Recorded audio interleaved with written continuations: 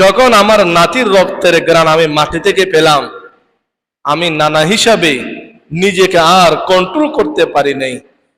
এই জন্য হুসাইনের সেই সময়ের দুঃখের কথা স্মরণ করে আমার দুচুক বয়ে পানি পড়তেছে।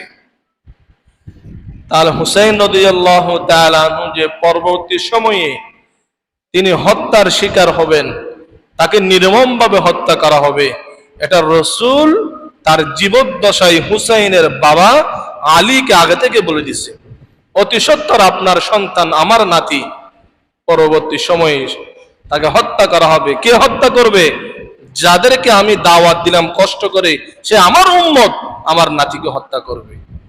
মারওয়ান ছিলেন একটু চৌকস রাজনীতিবিদ মানুষ, তিনি যেন মদিনার বাসীকে বুঝিয়ে ইয়াজিদের পক্ষে নিয়ে আসেন। মারওয়ান তখন তিনি মদিনা গেলেন, মদিনায় গিয়ে মদিনার মানুষকে আবার মসজিদে জমায়েত করলেন, মসজিদে নববীতে, আবার যেন তারা যেন ইয়াজিদের বায়াতকে মেনে নেয়। মারওয়ান যখন ভাষণ দিচ্ছিলেন, ঠিক একই ব্যক্তি আব্দুর রহমান ইবনে আবু বকর রাদিয়াল্লাহু তাআলা আনহু তিনি দাঁড়িয়ে গেলেন। যে উত্তর তিনি জিয়াদকে দিয়েছিলেন, একই কথা তিনি মারওয়ানকে বললেন, হে মারওয়ান, তোমরা যদি খলিফা নির্বাচন করতে চাও, রাসূল, আবু বকর, ওমর এই তিনজনের আদর্শ নীতি মেনেই রাষ্ট্রপ্রধান নির্বাচন করো।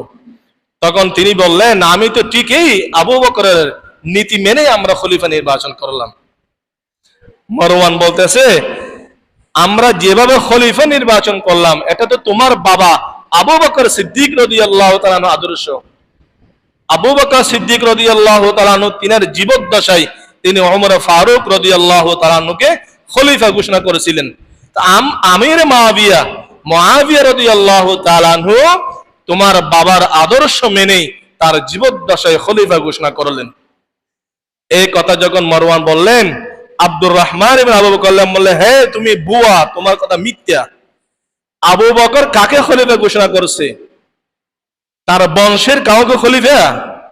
আবু বকর নিজের ছেলের কাউকে খলিফা ঘোষণা করে নাই।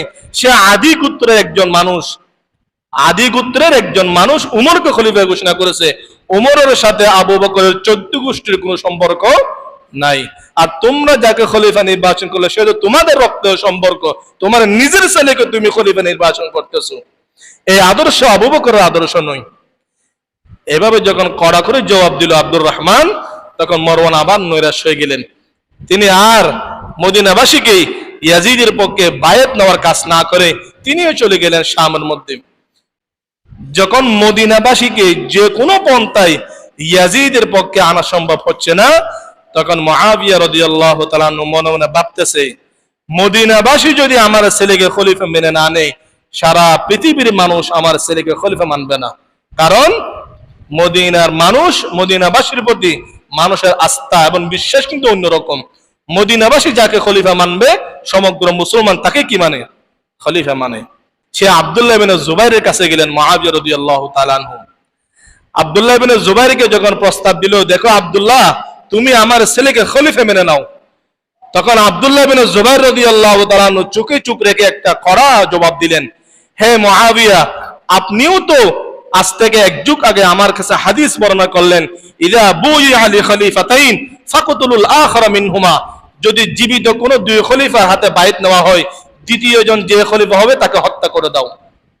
আপনি জীবিত খলিফা আছেন, একজন খলিফা জীবিত থাকতে অন্য খলিফার হাতে বায়াত নেওয়া এটা দেশদ্রোহী। আপনি নিজে আমাদেরকে হাদিস বললেন, দুই জীবিত খলিফার হাতে বায়াত নিলে দ্বিতীয় জন যে হবে তাকে হত্যা করে দাও। তাহলে আপনার হাদিস মতো তো আমরা এখন ইয়াজিদকে হত্যা করতে বাধ্য হব, কারণ আপনি এখনো জীবিত আছেন, আপনি খলিফাতুল মুসলিমিন, আপনার নেতৃত্বে আমাদের কোনো দ্বিমত নেই। এজন্য আপনি জীবিত থাকতে আমরা কখনো ইয়াজিদের হাতে বায়াত গ্রহণ করব না। আপনি ইন্তেকাল করলেই আমরা যদি ইয়াজিদকে যোগ্য মনে করি, তাহলে তার হাতে বায়াত গ্রহণ করতে আমাদের কোনো আপত্তি নেই। মুআবিয়া রাদিয়াল্লাহু তাআলা আনহু মক্কা মদিনায় কারো কাছে যখন সাড়া পাই নাই, তিনিও নিরাশ হয়ে শামের মধ্যে চলে গেলেন। হযরত মুআবিয়া রাদিয়াল্লাহু তাআলা আনহু 59 হিজরির শেষের দিকে তিনি যখন মৃত্যুবরণ করবেন, তখন তিনি তার ছেলে ইয়াজিদকে ডাকলেন। ইয়াজিদকে ডেকে অনেক গুরুত্বপূর্ণ কিছু উপদেশ, ওসিয়ত করেছিলেন। তার মধ্যে একটা ওসিয়ত ছিল, দেখো ইয়াজিদ, আমি তোমাকে খলিফা ঘোষণা করলাম, তুমি খলিফা হওয়ার পরে যদি দেশ জাতি মুসলমানদের কল্যাণে কাজ করো, তাহলে সেটা আমার জন্য ভালো। আর যদি এমন কোনো কাজ করো যে তোমার এমন কোনো কর্মের দ্বারাই ইসলাম মুসলমানদের ক্ষতি হয়, এই দায়ভার কিন্তু আমি নিব না। আরেকটা ওসিয়ত, যারা সম্ভ্রান্ত ব্যক্তি আছে, সম্ভ্রান্ত পরিবারে যারা আছে, তাদের সাথে ভালো আচরণ করবা, তাদেরকে সম্মান দিবা, যোগ্য ব্যক্তিদেরকে যোগ্য স্থানে বসাইবা। এই কথা তিনি এই জন্য বললেন, তিনি সাহাবী, তিনি অনেক সাহাবায়ে কেরামকে বায়াতের দাওয়াত দিয়েছিলেন। আব্দুল্লাহ ইবনে ওমর, আব্দুল্লাহ ইবনে আব্বাস, আব্দুল্লাহ ইবনে জুবাইর, আব্দুর রহমান, আবু বকর, অনেক বড় বড় সাহাবায়ে কেরাম, তার কথা কেউ শুনে নাই। কিন্তু মুআবিয়া রাদিয়াল্লাহু তাআলা আনহু তাদের বিরুদ্ধে অ্যাকশনও নেই নাই, তাদের বিরুদ্ধে মুআবিয়া অ্যাকশন নেই নাই, তাদেরকে হয়রানি করে নাই। তাদের নেতৃত্ব না মানার কারণে সাহাবায়ে কেরামের উপর বিভিন্ন ধরনের অত্যাচার জুলুম কিন্তু করে নাই। মৃত্যুর সময় মুআবিয়া রাদিয়াল্লাহু তাআলা আনহু তার সন্তানকে যে ওসিয়ত করেছিলেন, সে ওসিয়ত সে ভুলে গেছে। রুজাইক নামের একজন আজাদকৃত গোলাম ছিল মুআবিয়ার, সেই ব্যক্তিকে মদিনায় পাঠালেন। মদিনার গভর্নর কিন্তু তখন কে? মারওয়ান। মারওয়ানের কাছে পাঠাইলেন যেন জোরপূর্বক যে সমস্ত সাহাবীরা মদিনায় আছে তাদের কাছ থেকে যেন বায়াত নিয়ে নেই। ইয়াজিদের প্রথম অন্যায় জুলুম হলো, তিনি মারওয়ানকে মদিনার গভর্নর থেকে বাদ দিয়ে এমন একজন ব্যক্তিকে মদিনার গভর্নর ঘোষণা করলেন, যার চরিত্র সম্পর্কে এর আগে সবাই জানে, তিনি কত বড় জালেম এটা সবাই জানতো। আমর ইবনে সাঈদ যখন তিনি মদিনায় আসলো, তিনি প্রথম যে ভাষণ দিলেন, সবাই যেন কয়েকদিনের মধ্যে ইয়াজিদের বায়াত গ্রহণ করে, কেউ রক্ষা পাবে না। এমনকি তোমরা যদি মক্কায় হিজরত করো, খানায়ে কাবার ভিতরে যদি আশ্রয় নাও, আমি খানায়ে কাবা জেলে পুরো ছাই করে দিব, তবু তোমাদেরকে যায়েদের বায়াত গ্রহণ করতে হবে, ইয়াজিদের বায়াত গ্রহণ করতে হবে। কি বুঝলেন আপনারা? আজদকি এমন একজন বড় জালেম, সে তার মুখ দিয়ে উচ্চারণ করতেছে, তখনও কোন কাফের, কোন অমুসলিম তার মুখ দিয়ে এর ঘোষণা দেয় না মক্কা পুরো দেবে। কিন্তু একমাত্র আল্লাহ আজদকি ইয়াজিদের গভর্নর, তিনি বলতেছে তোমরা যদি ইয়াজিদের বায়াত গ্রহণ না করে মক্কায় চলে যাও, এমনকি আল্লাহর ঘর খানায়ে কাবার মধ্যে আশ্রয় নিলেও আমি খানায়ে কাবাকে আগুন জ্বালিয়ে পুড়িয়ে দেব। যারা ইয়াজিদের বায়াত গ্রহণ করবে না, কেউ দুনিয়াতে বেঁচে থাকার অধিকার নেই।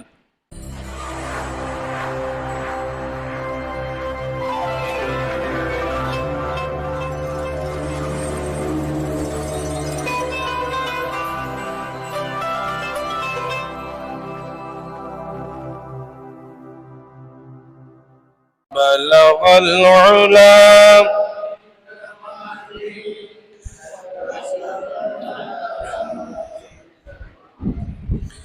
حسنت جميع خصاله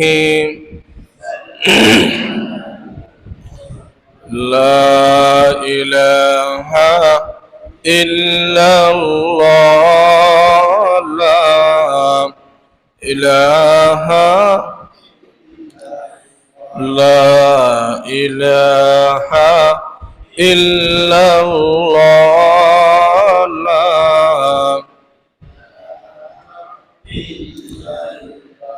توحید میں کلمہ میں نمازوں میں اذان میں توحید میں کلمہ میں نمازوں میں اذان میں ہے نام الہی سے ملا نام محمد لا الہ الا اللہ لا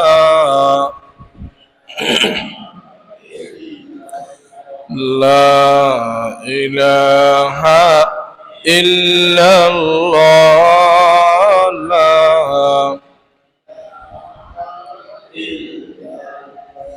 محمد رسول اللہ صلی اللہ علیہ وسلم صلی اللہ علیہ وسلم صلی اللہ علیہ وسلم আলহামদুলিল্লাহ। আল্লাহ পাক রব্বুল আলামিনের দরবারে লাখো কোটি শুকরিয়া আদায় করতেছি, যে মহান রব্বুল আলামিন অত্যন্ত দয়া করে, মায়া করে, মোহাব্বত করে, ভালোবেসে সুস্থতার সহিত দীর্ঘ হায়াত দান করে দুনিয়ার সমস্ত ব্যস্ততা থেকে বিরত রেখে সালাতুল জুমা আদায় করার জন্য সবার আগে মসজিদে আসার, বসার, কোরআন ও হাদিস থেকে কথা বলার, শোনার তৌফিক দান করেছেন। সেজন্য আমরা সকলেই আল্লাহ তাআলার দরবারে শুকরিয়া আদায় করে পড়ি আলহামদুলিল্লাহ। আমি আপনাদের সামনে কুরআনুল কারীমের দ্বিতীয়তম সূরাতুল বাকারা এর 162 নং আয়াতে কারিমা তিলাওয়াত করেছি। সহিহ বুখারী এবং মুসলিম শরীফে উল্লেখিত হযরত আব্দুল্লাহ ইবনে আমর ইবনে আল-আস রাদিয়াল্লাহু তাআলা আনহু থেকে বর্ণিত, প্রিয় নবী, শ্রেষ্ঠ নবী, মহানবী, রাহমাতুল লিল আলামিন, সাইয়্যিদুল মুরসালিন, শফিউল মুজনিবিন জনাব মুহাম্মদুর রাসূলুল্লাহ সাল্লাল্লাহু আলাইহি ওয়াসাল্লামের বিশুদ্ধ একটি ছোট্ট হাদিস আপনাদের সামনে উপস্থাপন করেছি। আয়াত এবং হাদিসকে সামনে রেখে শাহাদাতে কারবালা এবং কারবালার ঘটনা থেকে আমাদের শিক্ষণীয় বিষয় নিয়ে আপনাদের সামনে সংক্ষিপ্ত আলোচনা করব। আল্লাহ পাক রব্বুল আলামিন সঠিক ইতিহাসটা আপনাদের সামনে উপস্থাপন করে বাস্তব শিক্ষামূলক বিষয়গুলো যেন আপনাদের সামনে তুলে ধরতে পারি, আল্লাহ পাক রব্বুল আলামিন আমাকে তৌফিক দান করুন। আপনারা যারা শুনবেন সবাইকে ধৈর্য সহকারে, মনোযোগ সহকারে সম্পূর্ণ ঘটনা শুনে সেখান থেকে ইসলামিক দিক নির্দেশনাগুলো বুঝে আমল করার তৌফিক দান করুন, আমিন। আজকে মুহররমের 12 তারিখ। আজকে মুহররম মাসের 12 তারিখ, ইংরেজি 19 জুলাই 2024। কিন্তু শাহাদতের এই ঘটনা, কারবালার এই ঘটনা সংঘটিত হয়েছে 680 ইংরেজিতে। 680 ইংরেজির 12 অক্টোবর, আরবি 61 হিজরির 10 মুহররম। ইতিহাসের এই মর্মান্তিক ঘটনা সংঘটিত হয়েছিল। ঘটনা সম্পূর্ণ বোঝার জন্য আমাদেরকে একটু আগে যেতে হবে, একটু পিছনে কি সমস্যা, ওখান থেকে আমাদেরকে সম্পূর্ণ ঘটনা শুনে এর উপর একটা বিশ্লেষণ, বিচার আমাদের করতে হবে। আসলে হুসাইন রাদিয়াল্লাহু তাআলা আনহু তিনি যে ফোরাত নদীর তীরে কারবালার ময়দানে শাহাদাত বরণ করলেন, এটা কিন্তু রাসূল সাল্লাল্লাহু আলাইহি ওয়াসাল্লাম এর মৃত্যুর অর্ধ শতাব্দীর পরের ঘটনা। অর্ধ শতাব্দীর পরের ঘটনা। রাসূল ইন্তেকালের বহু আগে এক সময় তার দৌহিত্র, তার নাতি হুসাইন রাদিয়াল্লাহু তাআলা আনহু যে শাহাদাত বরণ করবেন, এটা রাসূল আগে থেকেই ভবিষ্যৎবাণী দিয়ে গেছে। যেমন হুসাইন রাদিয়াল্লাহু তাআলা আনহুর পিতার নাম কি? জি, আলী রাদিয়াল্লাহু তাআলা আনহু। আলী রাদিয়াল্লাহু তাআলা আনহু হাদিস বর্ণনা করেন। এই হাদিসটি চার ইমামের একজন ইমাম আহমদ ইবনে হাম্বল রাহমাতুল্লাহি আলাইহি তার সুপ্রসিদ্ধ হাদিসের কিতাব মুসনাদ আহমদে এই হাদিসটি তিনি এনেছেন। হযরত আলী রাদিয়াল্লাহু তাআলা আনহু তিনি বর্ণনা করেন, دخلت على النبي صلى الله عليه وسلم ذات يوم। আলী রাদিয়াল্লাহু তাআলা আনহু বলেন, আমি একদিন রাসূলের কাছে তশরিফ আনলাম। ওয়াইনাহু তাফীদান, আমি যে সময় হুজুরের কাছে আসলাম সেই সময় হুজুরের দুই চোখ বয়ে পানি পড়তেছে, অশ্রু প্রবাহিত হচ্ছে দুই চোখ দিয়ে। তো আলী রাদিয়াল্লাহু তাআলা আনহু সাহাবী, তিনি হলেন রাসূলের আশিক, রাসূল হলেন মাশুক। মাশুক কাঁদবে আর আশিক নীরবে বসে থাকবে, এটা তো সম্ভব নয়।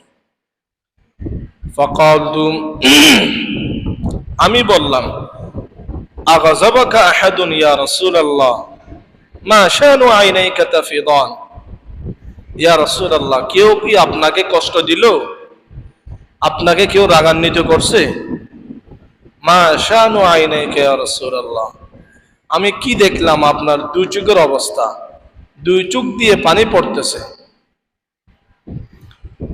তখন রাসূল আকরাম সাল্লাল্লাহু আলাইহি ওয়াসাল্লাম উত্তর দিলেন, কামা মিন ইনদি জিবরিল ক্বাবলু, কিছুক্ষণ আগেই জিবরিল আলাইহিস সালাতু ওয়াস সালাম আমার কাছে ওহী নিয়ে আসলেন।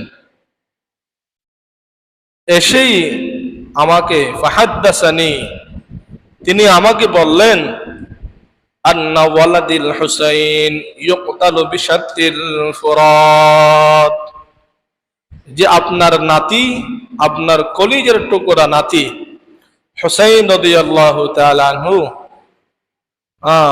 ইরাকের ফুরাত নদীর তীরে তাকে হত্যা করা হবে।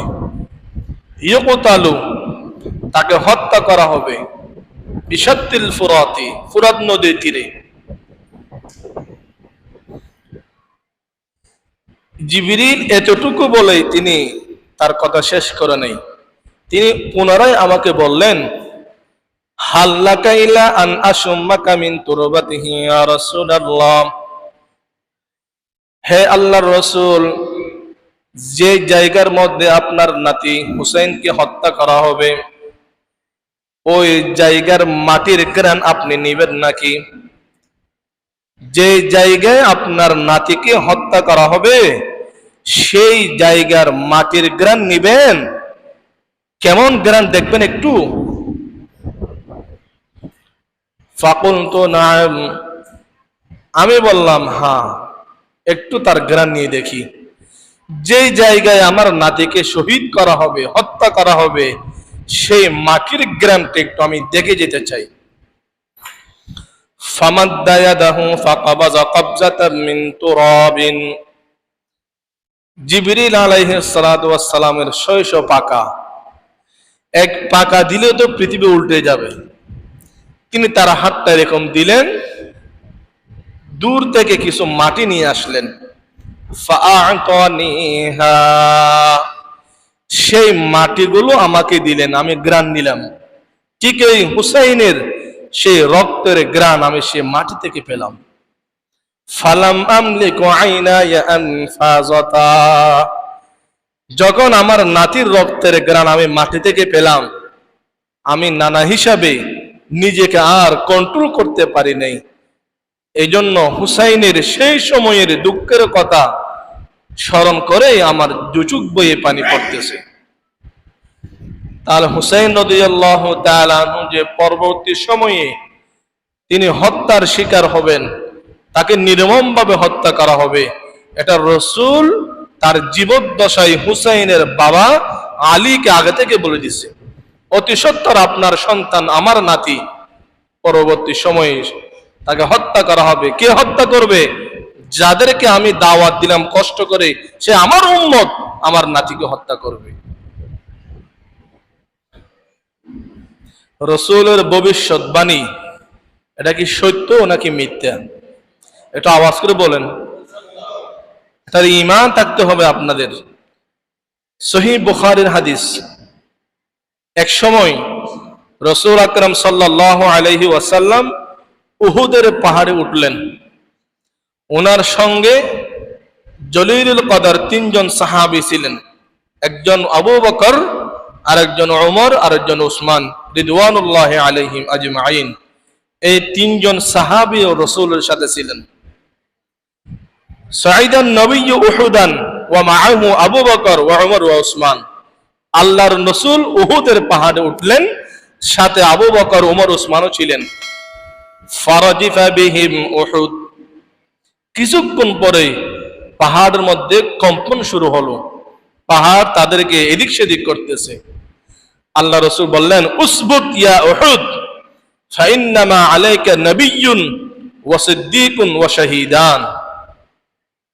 হে উহুদ পাহাড়, তুমি থেমে যাও, কাদের সাথে বিয়াদবি করো? ফাইন্নামা আলাইকা নাবিয়্যুন, এই মুহূর্তে তোমার উপর একজন নবী আছে, একজন সিদ্দিক আছে, আর দুইজন শহীদ আছে। এটা মুসলিম শরীফের হাদিস।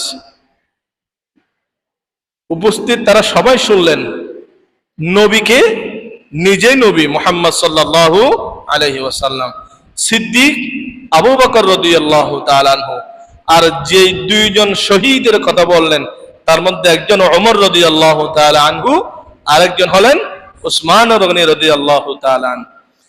পরবর্তী চার খলিফার মধ্যে দুইজন ওমর এবং উসমান যে শহীদ হবে, শাসক গোষ্ঠীর, শাসিত গোষ্ঠীর হত্যাকাণ্ডের শিকার হবে, এটা রাসূল তার জীবদ্দশায় বলে দিয়েছেন। ঠিকই আবু বকর রাদিয়াল্লাহু তাআলা আনহুর পরে যখন ওমর খলিফা নির্বাচিত হলেন, প্রায় এক যুগ তিনি শাসন করার পরে একজন কুখ্যাত মুরতাদের হাতে তাকে শাহাদাত বরণ করতে হলো। উসমান গনি রাদিয়াল্লাহু তাআলা আনহু হারাম শরীফের মধ্যে তিনি হত্যাকাণ্ডের শিকার হয়েছিলেন। তো রাসূলের ভবিষ্যৎবাণী সবগুলো সত্যি হবে, তার মধ্যে কোনো সন্দেহ নেই। হুসাইন রাদিয়াল্লাহু তাআলা আনহু যে তিনি শাহাদাত বরণ করবেন, এটা রাসূল 50 বছর আগেই বলে দিয়েছে। মুহতারাম হাজিরিন, অনেক সাহাবায়ে কেরাম এই হাদিস শোনার পরেই হযরত হুসাইন রাদিয়াল্লাহু তাআলা আনহুকে বারবার নিষেধ করলেন যেন সে মদিনা থেকে কুফায় না যায়। মূল ঘটনার সূচনা হলো হযরত মুআবিয়া রাদিয়াল্লাহু তাআলা আনহু, যিনি ইয়াজিদের বাবা, জলিলুল কদর সাহাবী, খাতিবে ওয়াহী, রাসূলের কাছে যা ওহী আসতো জিবরিল, এই ওহীগুলো লিখতেন হযরতে মুআবিয়া রাদিয়াল্লাহু তাআলা আনহু, ইয়াজিদের আব্বা। তিনি যখন খলিফা নির্বাচিত হলেন, তার শাসন আমল শেষের দিকে যখন বয়স বাড়ি হয়ে গেছে, অসুস্থ হয়ে গেছে, সে মনে মনে ভাবতেছে আমি আর কিছুদিন বাঁচবো না, ইন্তেকাল করব। এই মুহূর্তে তিনি তার জীবদ্দশায় একজন যোগ্য খলিফা নির্বাচিত করার তিনি ইজতিহাদ করলেন, গবেষণা করলেন।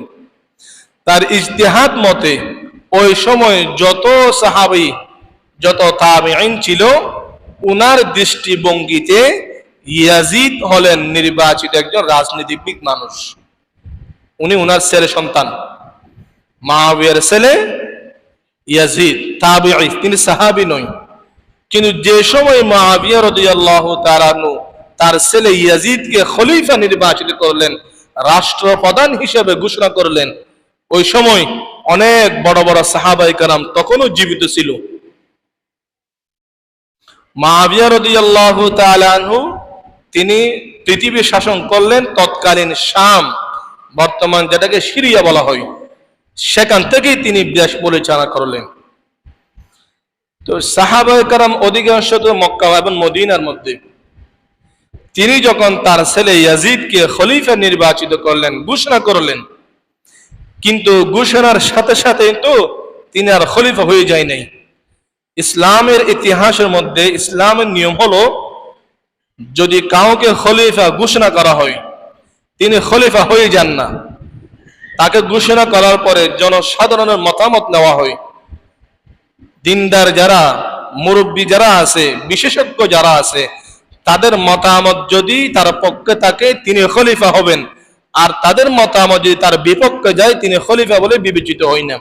যেমন আবু বকর রাদিয়াল্লাহু তাআলা আনহু তার জীবদ্দশায় ওমর রাদিয়াল্লাহু তাআলা আনহুকে খলিফা ঘোষণা করেছিলেন।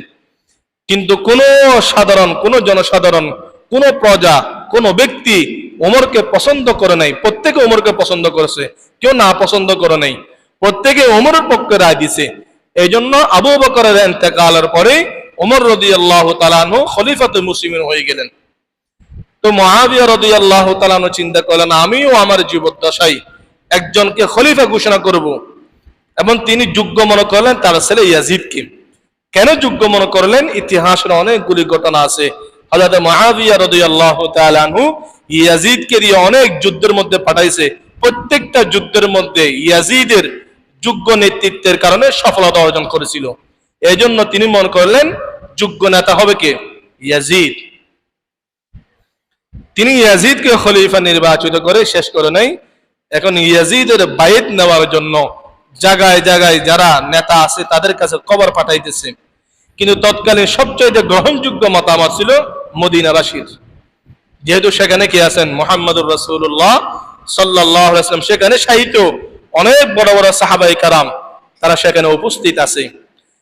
সর্বপ্রথম তিনি তার ভাই জিয়াদ, মুআবিয়া রাদিয়াল্লাহু তাআলা আনহুর ভাই জিয়াদকে পাঠাইলেন মদিনাবাসী থেকে বায়াত নেওয়ার জন্য। তারা সবাই যেন হযরতে ইয়াজিদকে খলিফা হিসেবে মেনে নেয়। মুহতারাম হাজিরিন, জিয়াদ যখন মদিনায় গেল, মসজিদে নববীর মধ্যে তিনি ভাষণ দিলেন যে মুআবিয়া রাদিয়াল্লাহু তাআলা আনহু তিনি তার পরবর্তী খলিফা ঘোষণা করলেন তার ছেলে ইয়াজিদকে। আমাকে পাঠাইলেন যেন তোমরা সবাই ইয়াজিদকে মেনে নাও, ইয়াজিদের পক্ষ হতে আমার হায়াতে তোমরা বায়াত গ্রহণ করো। সেখানে যে সমস্ত সাহাবায়ে কেরাম ছিলেন তাদের অনেকের নাম আপনারা জানেন। আব্দুর রহমান ইবনে আউফ রাদিয়াল্লাহু তাআলা আনহু, আব্দুর রহমান ইবনে আবু বকর রাদিয়াল্লাহু তাআলা আনহু ছেলে আব্দুর রহমান, ওমর রাদিয়াল্লাহু তাআলা আনহু ছেলে আব্দুল্লাহ, আব্বাস রাদিয়াল্লাহু তাআলা আনহু ছেলে আব্দুল্লাহ, জুবাইর রাদিয়াল্লাহু তাআলা আনহু ছেলে আব্দুল্লাহ। তিনজন আব্দুল্লাহ ইবনে আব্বাস, আব্দুল্লাহ ইবনে জুবাইর, আব্দুল্লাহ ইবনে ওমর। এগুলো তখন অনেক প্রবীণ সাহাবী, জলিলুকতার সাহাবী তারা ছিলেন।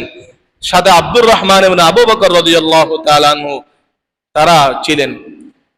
যখন তিনি মসজিদে নববীতে ইয়াজিদের পক্ষে বায়াত নেওয়ার ঘোষণা দিলেন, সর্বপ্রথম মসজিদে নববীর এক পাশ থেকে দাঁড়িয়ে গেলেন আবু বকর সিদ্দিক রাদিয়াল্লাহু তাআলা আনহুর ছেলে আব্দুর রহমান। তিনি দাঁড়িয়ে বলতেছে, দেখো জিয়াদ, তোমরা যেভাবে খলিফা ঘোষণা করতেছো এটা আমরা মেনে নিতে পারি না। তোমরা তিনজন ব্যক্তি থেকে যে কোনো একজনের আদর্শ গ্রহণ করো। হয়তো মুহাম্মদুর রাসূলুল্লাহ সাল্লাল্লাহু আলাইহি ওয়াসাল্লামের আদর্শ গ্রহণ করো, না হয়তো সিদ্দিক আকবর আবু বকর রাদিয়াল্লাহু তাআলা আনহু, আর না হয় ওমর রাদিয়াল্লাহু তাআলা আনহু। এই তিনজন সাহাবী, তাদের খলিফার মধ্যে কারো দ্বিমত ছিল না। তারা তিনজনেই একজনেই পরবর্তী খলিফা ঘোষণা করে নেই। রাসূল তার বংশ থেকে, আহলে বাইত থেকে কাউকে খলিফা ঘোষণা করে নেই। সিদ্দিক আকবর কাউকে খলিফা ঘোষণা করে নাই। ওমর রাদিয়াল্লাহু তাআলা আনহু তার সন্তানদের মধ্যে অনেকেই যোগ্য ছিল রাষ্ট্রপ্রধান হওয়ার, কাউকে ঘোষণা করে নাই। তাই তোমরা যদি খলিফা নির্বাচন করো তাহলে এই তিনজনের নীতি আদর্শ মেনে খলিফা নির্বাচন করো। এই কথা যখন আব্দুর রহমান ইবনে আবু বকর রাদিয়াল্লাহু তাআলা আনহু বলেন, মসজিদে নববীতে যত সাহাবী ছিল সবাই একমত পোষণ করলো। জিয়াদ তিনি নিরাশ হয়ে শামের মধ্যে ফিরে গেলেন। মুআবিয়া রাদিয়াল্লাহু তাআলা আনহু দেখলেন জিয়াদ দ্বারা যখন কাজ হচ্ছে না, তখন তিনি আরেকজন বড় নেতা মারওয়ান, তিনি আব্দুল মলিক পরবর্তী যিনি বহু বড় নেতা ছিলেন, তার বাবা মারওয়ানকে পাঠাইলেন। মারওয়ান যেন মদিনার বাসীর মধ্যে গিয়ে, মারওয়ান ছিলেন একটু চৌকস রাজনীতিবিদ মানুষ, তিনি যেন মদিনার বাসীকে বুঝিয়ে ইয়াজিদের পক্ষে নিয়ে আসেন। মারওয়ান তখন তিনি মদিনা গেলেন। মদিনায় গিয়ে মদিনার মানুষকে আবার মসজিদে জমায়েত করলেন, মসজিদে নববীতে, আবার যেন তারা যেন ইয়াজিদের বায়াতকে মেনে নেয়। মারওয়ান যখন ভাষণ দিচ্ছিলেন, ঠিক একই ব্যক্তি আব্দুর রহমান ইবনে আবু বকর রাদিয়াল্লাহু তাআলা আনহু তিনি দাঁড়িয়ে গেলেন। যে উত্তর তিনি জিয়াদকে দিয়েছিলেন একই কথা তিনি মারওয়ানকে বললেন, হে মারওয়ান, তোমরা যদি খলিফা নির্বাচন করতে চাও, রাসূল, আবু বকর, ওমর এই তিনজনের আদর্শ নীতি মেনেই রাষ্ট্রপ্রধান নির্বাচন করো। তখন তিনি বললেন, আমি তো ঠিকই আবু বকরের নীতি মেনে আমরা খলিফা নির্বাচন করলাম। মারওয়ান বলতেছে, আমরা যেভাবে খলিফা নির্বাচন করলাম এটা তো তোমার বাবা আবু বকর সিদ্দিক রাদিয়াল্লাহু তাআলা আদর্শ। আবু বকর সিদ্দিক রাদিয়াল্লাহু তাআলা তিনার জীবদ্দশায় তিনি ওমর ফারুক রাদিয়াল্লাহু তাআলাকে খলিফা ঘোষণা করেছিলেন। আমির মুআবিয়া রাদিয়াল্লাহু তাআলা তোমার বাবার আদর্শ মেনে তার জীবদ্দশায় খলিফা ঘোষণা করলেন। এই কথা যখন মারওয়ান বললেন, আব্দুর রহমান ইবনে আবু বকর বললেন, হে তুমি বুয়া, তোমার কথা মিথ্যা। আবু বকর কাকে খলিফা ঘোষণা করেছে? তার বংশের কাউকে খলিফা? আবু বকর নিজের ছেলের কাউকে খলিফা ঘোষণা করে নাই। সে আদি গোত্রের একজন মানুষ, আদি গোত্রের একজন মানুষ উমরকে খলিফা ঘোষণা করেছে। উমরের সাথে আবু বকরের 14 গোষ্ঠীর কোনো সম্পর্ক নাই। আর তোমরা যাকে খলিফা নির্বাচন করলে সে তো তোমাদের রক্তের সম্পর্ক, তোমার নিজের ছেলেকে তুমি খলিফা নির্বাচন করতেছো। এই আদর্শ আবু বকরের আদর্শ নয়। এভাবে যখন কড়া করে জবাব দিল আব্দুর রহমান, তখন মারওয়ান আবার নৈরাশ হয়ে গেলেন। তিনি আর মদিনাবাসীকে ইয়াজিদের পক্ষে বায়াত নেওয়ার কাজ না করে তিনিও চলে গেলেন শামের মধ্যে। যখন মদিনাবাসীকে যে কোনো পন্থায় ইয়াজিদের পক্ষে আনা সম্ভব হচ্ছে না, তখন মুআবিয়া রাদিয়াল্লাহু তাআলা মনে মনে ভাবতেছে, মদিনাবাসী যদি আমার ছেলেকে খলিফা মেনে না নেয়, সারা পৃথিবীর মানুষ আমার ছেলেকে খলিফা মানবে না। কারণ মদিনার মানুষ, মদিনাবাসীর প্রতি মানুষের আস্থা এবং বিশ্বাস কিন্তু অন্যরকম। মদিনাবাসী যাকে খলিফা মানবে, সমগ্র মুসলমান তাকে কি মানে? খলিফা মানে। তখন 54 থেকে 55 হিজরির মধ্যে, 55 হিজরির শেষের দিকে হযরত মুআবিয়া রাদিয়াল্লাহু তাআলা আনহু আর কাউকে প্রতিনিধি না পাঠিয়ে তিনি নিজেই মদিনায় চলে আসলেন। খুব ভালো করে খেয়াল করেন, খলিফা তখন কিন্তু তিনি খলিফা, তিনি রাষ্ট্রপ্রধান। তখন তিনি মনে করতে চাচ্ছে, আমি গিয়ে দেখি, যদি আমি বলি হয়তো মদিনাবাসী ইয়াজিদকে খলিফা মেনে নেবে। তখন মুআবিয়া রাদিয়াল্লাহু তাআলা আনহু তিনি মদিনায় চলে আসলেন। মুআবিয়া যখন আসলো, সাহাবায়ে কেরাম তখন যারা প্রবীণ সাহাবী ছিলেন সবাই আস্তে আস্তে মক্কার মধ্যে হিজরত করেছে। তখন হজের মৌসুম ছিল, সবাই মক্কামুখী হয়ে গেছে। মুআবিয়া রাদিয়াল্লাহু তাআলা আনহু কি করলেন? মদিনায় যখন কোন সাহাবীকে পেলেন না, তিনি মক্কায় চলে গেলেন। মক্কায় গিয়ে সর্বপ্রথম যার সাথে সাক্ষাৎ হলো তিনি হলেন আব্দুল্লাহ ইবনে উমর রাদিয়াল্লাহু তাআলা আনহু। উমর রাদিয়াল্লাহু তাআলা আনহু ছিলেন আব্দুল্লাহ।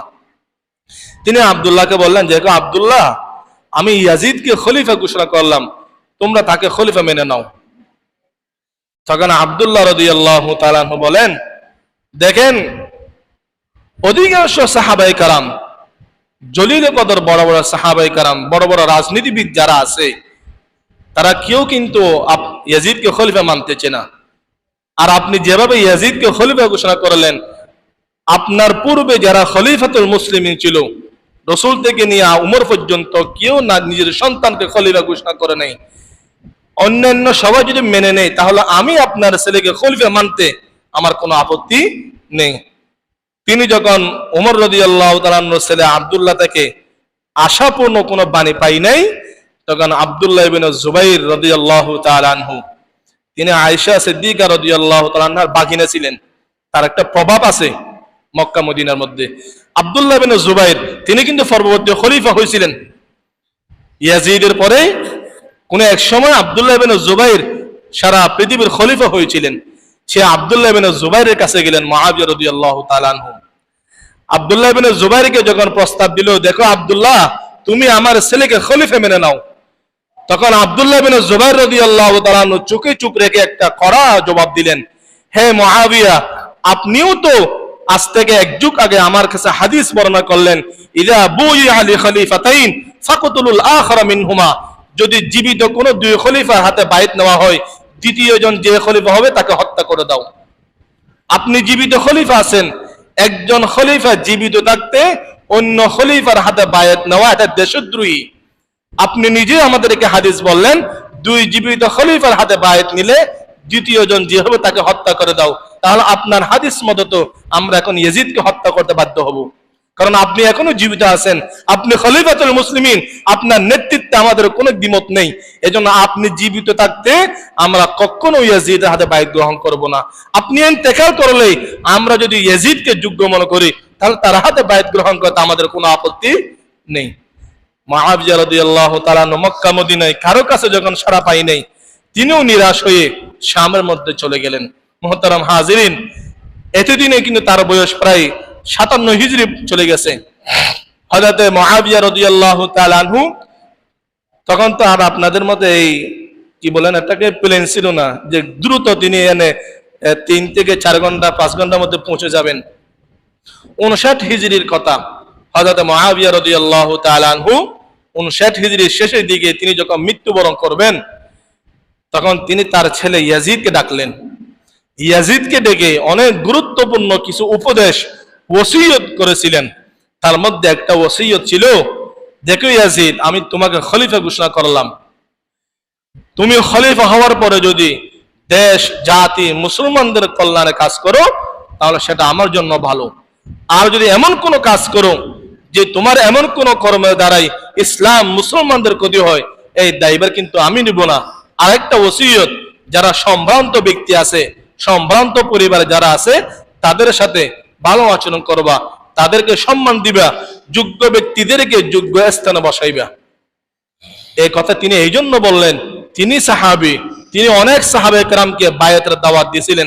আব্দুল্লাহ ইবনে ওমর, আব্দুল্লাহ ইবনে আব্বাস, আব্দুল্লাহ ইবনে জুবাইর, আব্দুর রহমান, আবু বকর, অনেক বড় বড় সাহাবায়ে কেরাম, তার কথা কেউ শুনে নাই। কিন্তু মুআবিয়া রাদিয়াল্লাহু তাআলা আনহু তাদের বিরুদ্ধে অ্যাকশনও নেই নাই, তাদের বিরুদ্ধে মুআবিয়া অ্যাকশন নেই, তাদেরকে হয়রানি করে নাই। তাদের নেতৃত্ব না মানার কারণে সাহাবায়ে কেরামের উপর বিভিন্ন ধরনের অত্যাচার জুলুম কিন্তু করে নেই। আপনার নেতৃত্ব মানলে ভালো, না মানলে আপনি চুপ করে বসে থাকবেন।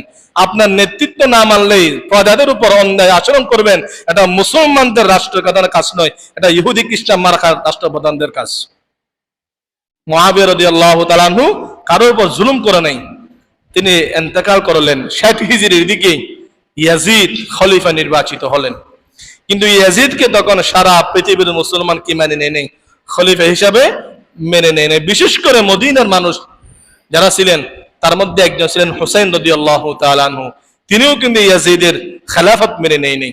কারণ হুসাইন রাদিয়াল্লাহু তাআলা আনহু তিনার ইজতিহাদ মতে তৎকালীন খলিফা হওয়ার একমাত্র উত্তরসূরি যোগ্য হলেন হুসাইন রাদিয়াল্লাহু তাআলা আনহু। ইয়াজিদ তিনি খলিফা নির্বাচিত হওয়ার পরে সর্বপ্রথম যে ভুলটা করছে সেটা হলো সে বাবার ওসিয়ত ভুলে গেছে। মৃত্যুর সময় মুআবিয়া রাদিয়াল্লাহু তাআলা আনহু তার সন্তানকে যে ওসিয়ত করেছিলেন সে ওসিয়ত সে ভুলে গেছে। রুজাইক নামের একজন আজাদকৃত গোলাম ছিল মুআবিয়ার, সেই ব্যক্তিকে মদিনায় পাঠালেন। মদিনার গভর্নর কিন্তু তখন কে? মারওয়ান। মারওয়ানের কাছে পাঠাইলেন যেন জোরপূর্বক যে সমস্ত সাহাবীরা মদিনায় আছে তাদের কাছ থেকে যেন বায়াত নিয়ে নেই। সে গেলেন, মারওয়ানকে খবর জানাই দিলেন। মারওয়ান তখন সমস্ত সাহাবায়ে কেরামকে ডাকলো, কেউ কিন্তু বায়াত নেই নেই। এখন মারওয়ান বাধ্য হয়ে প্রশাসনের দিকে এগাইতেছে। শাম থেকে কিন্তু পুলিশ বাহিনী পাঠাইছিল, ইয়াজিদ পুলিশ পাঠাইছে।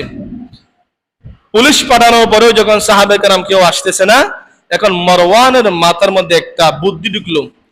তৎকালীন আশরায়ে মুবাশশারা ফিল জান্নাহ, যে 10 জন সাহাবীর জন্য আল্লাহর রাসূল জীবদ্দশায় জান্নাতের সুসংবাদ, জান্নাতের ঘোষণা দিয়েছিলেন, তখনও 2 জন সাহাবী জীবিত ছিল।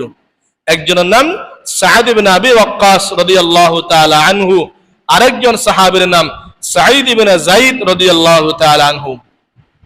সাদ ইবনে আবি ওয়াক্কাস রাদিয়াল্লাহু তাআলা, এই 2 জন সাহাবীকে, এই 2 জন সাহাবী অনেক বুজুর্গ সাহাবী, বড় সাহাবী। সাদ ইবনে আবি ওয়াক্কাস রাদিয়াল্লাহু তাআলা কত বড় বুজুর্গ সাহাবী, লম্বা ইতিহাস আপনাদের শোনাবো না, 1 মিনিটে বলি। তিনাকে যুদ্ধের জন্য কাদেসিয়া, ইরাকের পাশে তিনাকে পাঠাইলেন কাদেসিয়া যুদ্ধের। হযরত সাআদ ইবনে আবি ওয়াক্কাস রাদিয়াল্লাহু তাআলা আনহু যুদ্ধ শেষ করে যখন আসতেছিলেন, ইরাকের বর্ডারের মধ্যে পড়ছে দিজিলা নদী, ফুরাত নদীর অপর পারে দিজিলা নদী। দিজিলা নদী এটা প্রস্থ ছিল প্রায় 40 মাইল, অনেক বড়। তখন তার নৌকা, বোট, এসপি বোট এগুলো কিচ্ছু ছিল না। সাআদ ইবনে আবি ওয়াক্কাস রাদিয়াল্লাহু তাআলা যখন সামনে বিশাল নদী দিজলা নদী পড়ে গেল, কিভাবে ওপারে পার হবে তিনি চিন্তায় পড়ে গেলেন। তখন এক সময় সাআদ ইবনে আবি ওয়াক্কাস রাদিয়াল্লাহু তাআলা আনহু সাগরকে সম্বোধন করে বলতেছে, হে সাগর, তুমিও আল্লাহর মখলুক, আমিও আল্লাহর মখলুক। তুমি যে খোদার কথা শুনে পানি বাড়ো কমাও, আমিও সেই মখলুক, আমিও সেই আল্লাহর কথা শুনে এই দুনিয়াতে চলি। তুমি যদি সত্যি আল্লাহর কথা শুনে থাকো, তাহলে আমরা এখন তোমার উপরে জায়নামাজ বিছিয়ে দেব। তোমার দায়িত্ব হলো আমাদেরকে সসম্মান উপরে পার করে দেওয়া। সাআদ ইবনে আবি ওয়াক্কাস রাদিয়াল্লাহু তাআলা আনহু তার নেতৃত্বে অনেকগুলো সাহাবী ছিলেন, প্রায় কয়েক হাজার সাহাবী, সবাইকে জায়নামাজ বিছিয়ে দিলেন। ওপারে সাহাবায়ে কেরাম সাআদ ইবনে আবি ওয়াক্কাস রাদিয়াল্লাহু তাআলার নেতৃত্বে এমন ভাবে পার হলেন যে নামাজের মধ্যে এক ফোঁটা সাগরের পানি লাগে নাই, এমন জলিল কদর সাহাবী। এজন্য ডক্টর ইকবাল খুব সুন্দর করে সেই সাআদ ইবনে আবি ওয়াক্কাস রাদিয়াল্লাহু তাআলা আনহুর সেই ঐতিহাসিক ঘটনাকে তার একটি সুপ্রসিদ্ধ তরানা আছে, এটা হয়তো আপনারা অনেকে শুনছেন। এর একটা কবিতা আমি মাঝে মধ্যে এখানে পড়ি। আই মৌজদ জলা তু বি पहचानती है हमको, ऐ मौजद जला तू भी पहचानती है हमको, अब तक है तेरा दरिया अफसाना हमारा, अफसाना हमारा, दुनिया के बुत कदों में पहला वो कर खुदा का, हम उसके पास पाए वो पास पा हमारा, वो पास पा हमारा, तौहीद की अमानत सीनों में हमारा, आसान नहीं मिटाना नामो निशा हमारा, नामो निशा हमारा। সেই সাআদ ইবনে আবি ওয়াক্কাস রাদিয়াল্লাহু তাআলা আনহু জলিল কদর দর্জন সাহাবী একজন। মারওয়ান 2 টাকার পুলিশ পাঠাইছে সাআদ ইবনে আবি ওয়াক্কাসকে ধরে নিয়ে আসার জন্য। তার মধ্যে যদি সাহাবায়ে কেরামের মহব্বত, আজমত, ভালোবাসা থাকতো, সে কোনোদিন এই বেয়াদবি করার সাহস দুঃসাহস করতো না। সাআদ ইবনে আবি ওয়াক্কাসকে ধরে আনার জন্য যখন পুলিশ পাঠাইলো, সাআদ ইবনে আবি ওয়াক্কাস পুলিশকে বলতেছে, তুমি যাও আমি আসতেছি, তুমি যাও আমি আসতেছি। পুলিশ বলতেছে, না, হয়তো আপনি বাহির হবেন আমার সাথে, না হলে আপনাকে হত্যা করে কিন্তু আমরা এখান থেকে যাব। দেখেন শামের পুলিশ, এগুলো মদিনার পুলিশ নয়, কিন্তু এগুলো সিরিয়ার, ইউরোপের পুলিশ, বেয়াদব টাইপের পুলিশ আর কি। সাআদ ইবনে আবি ওয়াক্কাসের মধ্যে একজন জলিল কদর সাহাবী, জীবদ্দশায় যাকে জান্নাতের ঘোষণা দিলেন, জান্নাতের সার্টিফিকেট দিয়েছে আল্লাহর রাসূল, তাকে হত্যা করার হুমকি দিয়েছে সরকারি চাকরি 2 টাকার পুলিশ। সাআদ ইবনে আবি ওয়াক্কাস রাদিয়াল্লাহু তাআলা আনহু বললেন, তুমি আমাকে হত্যা করতে পারো, আমার দেহ থেকে কল্লা পৃথক করতে পারো, তোমার মতো বেয়াদব পুলিশের সাথে আমি বাহির হব না। এখন পুলিশ তো পুলিশ, সে আবার মনে মনে ভাবতেছে আমাকে তো হত্যা করার নির্দেশ দেয় নাই, গ্রেফতারের নির্দেশ দিয়েছে। সে আবার চলে গেল। গিয়ে আরেকজন সাহাবী ছিলেন সাঈদ ইবনে যায়েদ রাদিয়াল্লাহু তাআলা আনহু, তাকে গ্রেফতার করার জন্য তিনিও বললেন, আমি আসবো, তুমি চলে যাও। তাদের এই 2 জনের উদ্দেশ্য ছিল, পুলিশ যদি চলে যায় তারা কোনো ক্রমে মক্কা মদিনা হিজরত করে অন্য কোথাও চলে যাবে। এদিকে ইয়াজিদ তিনি শামের মধ্যে আছে, তার কাছে খবর গেল মদিনার কোন সাহাবী তার পক্ষে বায়াত নিতেছে না। সে তখন মনে মনে ভাবতেছে এটা মারওয়ানের ব্যর্থতা, এটা মারওয়ানের ব্যর্থতা।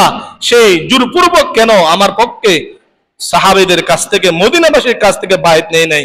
তিনি মারওয়ানকে মদিনার গভর্নর থেকে অব্যাহতি দিয়ে আমর ইবনে সাদ আল আসদকি, একজন কুখ্যাত সন্ত্রাসকে মদিনার গভর্নর হিসেবে ঘোষণা করলেন।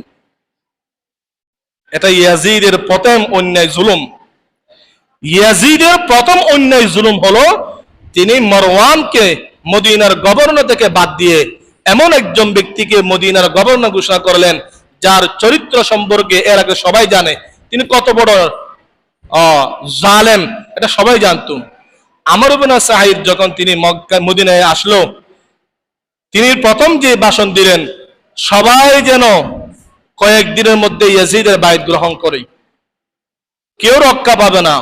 এমনকি তোমরা যদি মক্কায় হিজরত করো, খানায়ে কাবার ভিতরে যদি আশ্রয় নাও, আমি খানায়ে কাবা জেলে পুরো ছাই করে দিব, তবু তোমাদেরকে যায়েদের বায়াত গ্রহণ করতে হবে, ইয়াজিদের বায়াত গ্রহণ করতে হবে। কি বুঝলেন আপনারা? আসদকি এমন একজন বড় জালেম, সে তার মুখ দিয়ে উচ্চারণ করতেছে, তখনও কোন কাফের, কোন অমুসলিম তার মুখ দিয়ে এর ঘোষণা দেয় না মক্কা পুরো দেবে। কিন্তু একমাত্র আল্লাহ আসদকি ইয়াজিদের গভর্নর, তিনি বলতেছে তোমরা যদি ইয়াজিদের বায়াত গ্রহণ না করে মক্কায় চলে যাও, এমনকি আল্লাহর ঘর খানায়ে কাবার মধ্যে আশ্রয় নিলেও আমি খানায়ে কাবাকে আগুন জ্বালিয়ে পুড়িয়ে দেব। যারা ইয়াজিদের বায়াত গ্রহণ করবে না, কেউ দুনিয়াতে বেঁচে থাকার অধিকার নেই। কিন্তু কে শুনে কার কথা? জালেমের কথা। যারা হকপন্থী, যারা ন্যায়ের পক্ষে আছে, তারা কোনোদিন জালেমের সেই ভয়কে, সেই হুঙ্কারকে তারা কি করে না, উপেক্ষা করে না। আর এটা তো সাহাবাই কেরাম, আর এটা তো আমাদের মতো দুর্বল ইমানদার নয়, এটা সাহাবাই কেরাম। এরা হকের জন্য নিজের সব কিছু ত্যাগ করতে পারে, হক থেকে কিঞ্চিত পরিমাণ তারা সরে যায় না। সাহাবাই কেরাম যখন দেখলেন বেয়াদবকে মদিনার গভর্নর নির্বাচন করা হলো, আস্তে আস্তে সবাই মক্কায় চলে গেলেন। সবাই মক্কার দিকে রওনা হচ্ছে। এর মধ্যে হোসেন রাদিয়াল্লাহু তাআলা আনহু ছিলেন, হযরতে আব্দুর রহমান ইবনে আউফ রাদিয়াল্লাহু, আব্দুর রহমান, আবু বকর, আব্দুল্লাহ ইবনে জুবাইর, আব্দুল্লাহ ইবনে ওমর, একে একে সবাই যখন মক্কা দিকে রওনা করলো, হোসেন রাদিয়াল্লাহু তাআলা আনহু তখনও তিনি মদিনায় ছিলেন। এর মধ্যেই কুফাবাসী যারা, বর্তমানে ইরাক, যেটা ইরাক শহর, ইরাকের দুইটা জায়গার নাম, একটা জায়গার নাম হলো কুফা, আরেকটা জায়গার নাম হলো বসরা। কুফার বাসিন্দা যারা ছিল, হযরতে, এখানে বোঝার জন্য আপনাদের একটু পরিচয় করে দিই, হুসাইন রাদিয়াল্লাহু তাআলা আনহুর আব্বা ছিলেন আলী রাদিয়াল্লাহু তাআলা আনহু। আলী রাদিয়াল্লাহু তাআলা আনহু যখন খলিফাতুল মুসলিমিন নির্বাচিত হলেন, তিনি মক্কার মধ্যে দারুল খেলাফত, রাজধানী না রেখে তিনি মদিনা থেকে কোথায় গিয়েছিলেন? ইরাকের কুফার মধ্যে। তিনি কুফা শহরে গিয়ে ওখান থেকে সারা পৃথিবী পরিচালনা করলেন। দীর্ঘদিন থেকে তিনি রাষ্ট্র কাজ পরিচালনা করলেন। এক সময় কুফার বাসিন্দা শিয়া সম্প্রদায় যারা গত 2 দিন আগে তাজিয়া মিছিল বাহির করছিল, হাই হুসাইন বলে যারা তাজিয়া মিছিল বাহির করছিল, সে শিয়া সম্প্রদায় হযরত আলী রাদিয়াল্লাহু তাআলা আনহুকে নির্মমভাবে শহীদ করেছিল। এই কুফার বাসিন্দা, ইরাকের মানুষ। সেই কুফার মানুষ যখন ইয়াজিদকে খলিফা ঘোষণা করলো, তারা চিঠি লিখতে লাগলো হযরত হুসাইন রাদিয়াল্লাহু তাআলা আনহুর কাছে, যে আমরা কুফার একজন মানুষও ইয়াজিদের নেতৃত্ব, তাকে রাষ্ট্রপ্রধান মেনে নেই, আপনি একজন খলিফা হিসেবে নির্ভরযোগ্য উত্তরসূরি, আপনি কুফায় চলে আসেন, আমরা এখানে লক্ষ লক্ষ মানুষ আছি আপনার পক্ষে দেওয়ার জন্য। কতটা চিঠি পাঠাইছে জানেন? একটা দুইটা নয়। এখন তো আমাদের কাছে একটা চিঠি আসলে, একটা মেসেজ আসলে আমরা পাগল হয়ে যাই। একদিনে 600 চিঠি আসলো। একদিনে 600 তার ঊর্ধ্বে চিঠি পাঠাইছে হোসেন রাদিয়াল্লাহু তাআলা আনহুর কাছে, যেন তিনি কুফায় চলে যান। কুফাবাসী সবাই হোসেন রাদিয়াল্লাহু তাআলা আনহুকে খলিফা মেনে নিবে, তার নেতৃত্ব মেনে নিবে। একদিনে 600 চিঠি, এটা আপনাদের কাছে মনে হয় বর্তমান যুগ হিসাব করলে হবে না। এখন তো মেসেঞ্জারের যুগ, স্যাটেলাইটের যুগ। হ্যাঁ, এখন মেসেজ করলে ওপারে চলে যায় মুহূর্তের মধ্যে। তখন তো আর ওই সিস্টেম ছিল না। তখন একে অপরের কাছে চিঠি পাঠাইতো দূতের মাধ্যমে। এটা অনেক লম্বা কথা। আস্তে আস্তে ইতিহাসের কিতাবের মধ্যে আছে, আল বিদায়া ওয়ান নিহায়া, আল্লামা ইবনে কাসির রহমতুল্লাহ আলাইহি বলেন 12,000 চিঠি আসলো হুসাইন রাদিয়াল্লাহু তাআলার কাছে। কত? 12,000 চিঠি। আপনি কুফায় চলে আসেন, আমরা সবাই আপনাকে খলিফা হিসাবে মেনে নেব। এরপরে কুফাবাসী হুসাইন রাদিয়াল্লাহু তাআলার কাছে কি আচরণ করলো সময় নাই, ইনশাআল্লাহ আল্লাহ যদি বাঁচায় রাখা আগামী জুমায় হবে।